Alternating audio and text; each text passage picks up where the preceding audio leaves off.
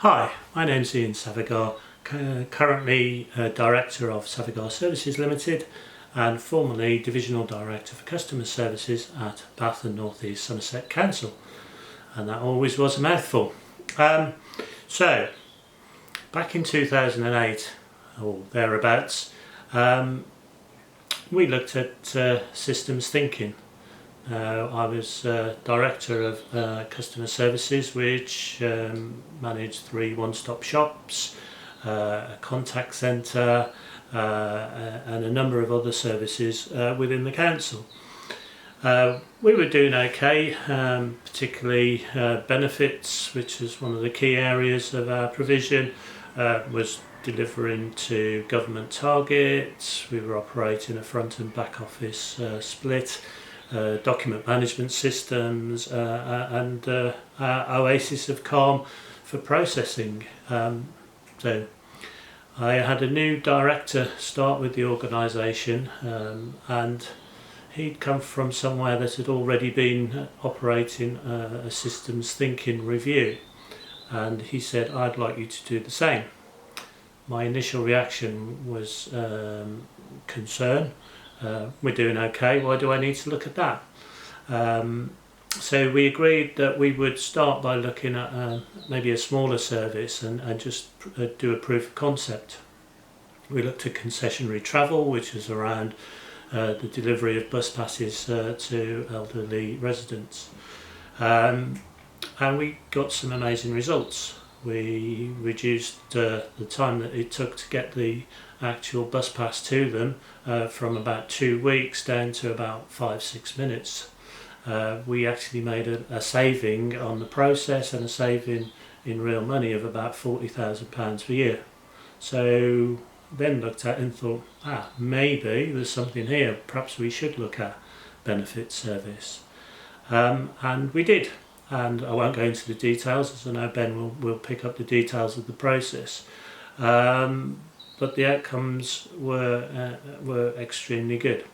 So considerations for me initially were, okay, well, we want to do this review, it's going to take quite some time, and we're going to have to take people out of the service. So we looked at team selection, we looked at backfill for those positions, and we worked with a Vanguard consultant to do the work.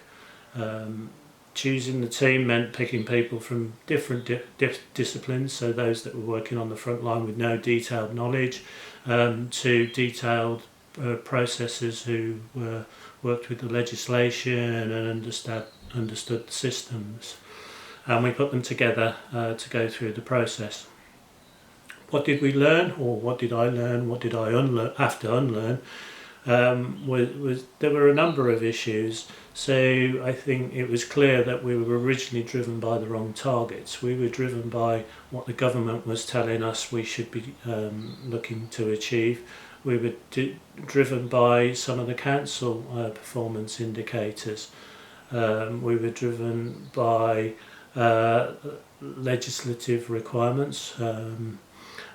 But what we actually did with the review was look at it from the customer perspective, what was important from customer purpose, and that changed our perspective on what we then looked to measure. And that was a big learning curve, not just for myself but for many of us.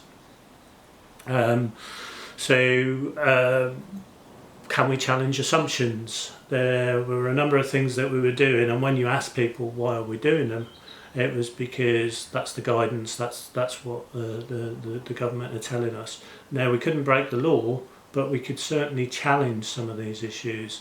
And what I was able to do was get in teams from government departments and say, we don't want to do it this way anymore, we'd like to change it. And they actually listened, and it took some time, but we did actually turn, for instance, a 40-page application form into basically a checklist that we went through with a customer when they came in. And that was huge savings in time, but also far more relevant to the customer. Some of the solutions that we came up with are counterintuitive. You think that by putting experts back into the front line to deal with the customer would be potentially more expensive when there are digital solutions available. But the digital solutions that were available at that time were 75% accurate. There were a large chunk of cases that just didn't work in that way, and trying to do it with a digital solution meant that you were causing more problems at the back end. So putting those people on the front line meant that we were able to get things right first time. It saved around about £200,000 a year, and it was a difficult one again to sell across the organisation in its concept until you could actually put those numbers in front of people. Not bad people, it's the system. That's one of the mantras of the systems thinking piece of work. I think in some quarters people thought, well, it doesn't matter what we do, these people are never going to get it, they're never going to step up to the mark. But it was clear that as we involved people in the process, as we developed and brought in the new ways of working, those people that were heavily involved in this actually really stepped up to the mark and improved. And it was actually, I think, the middle management that struggled with the changes. They needed to become more of a hands-on, working alongside frontline staff, as opposed to allocating work and monitoring and performance managing to the nth degree. So I would say that there's a number of learnings there. There are probably a lot more than that, but I would certainly recommend systems thinking when you're looking at the process, and I'm sure Ben will give you a lot more detail on how that's worked. Thank you.